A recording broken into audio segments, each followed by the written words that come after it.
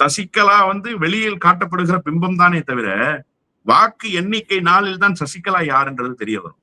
நீங்க சசிகலா போட்ட கேண்டிடேட் 500 ஓட்டு வாங்க போறாங்களா? விஜய் மாதிரி தான் சசிகலாவும். எத்தனை ஓட்டு வாங்க போறாங்கிறதெல்லாம் ஊதி பெரிதாக்கப்படுகிற பிம்பம் தானே தவிர வாக்கு எண்ணிக்கை நாளில் தான் அது உறுதி செய்யப்படும். 10 ஓட்டா 1000 ஓட்டா 10,000 ஓட்டான்னு சொல்லி இப்பவே எதுவுமே சொல்லிட முடியாது. ஆனா திமுக இதையெல்லாம் நம்பி இல்ல சார் களத்துல. திமுக வேற எலெக்ஷன் ஸ்ட்ராட்டஜியோட வந்தாங்க. அவங்களுக்கென்று ஒரு விஷன் இருந்தது தேர்தல் களத்துல.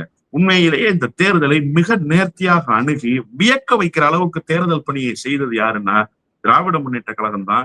இன்னும் 100 ஆண்டுகளுக்கு அது தேர்தலை சந்திக்கிற வலிமை மிக்க இயக்கமாக இருக்கும். ஒருவரை நம்பியோ ஒருவரை வீழ்த்தியோ ஒருவருக்கு முதுகு பக்கமாக கத்தியை வைத்தோ வெற்றி பெற வேண்டிய நிலையில் அந்த கட்சி இல்லைன்றதுதான் யதார்த்தமான உண்மை.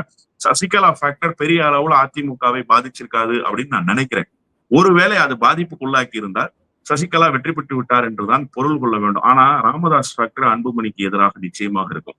ஏன்னா அவர் சௌமியா தோற்கணும்ன்றதுதான் 100 விழுக்காடு குறிக்கோளோட கடமையாற்றி இருக்கிறார். சௌமியாவினுடைய தோல்வி அது ராமதாஸால் நடந்தது என்பது தமிழ்நாட்டு அரசியலில் எழுதப்பட வேண்டும் என்பது அவருக்கு இருக்கக்கூடிய ஒரே நோக்கம், ஒரே லட்சியம்.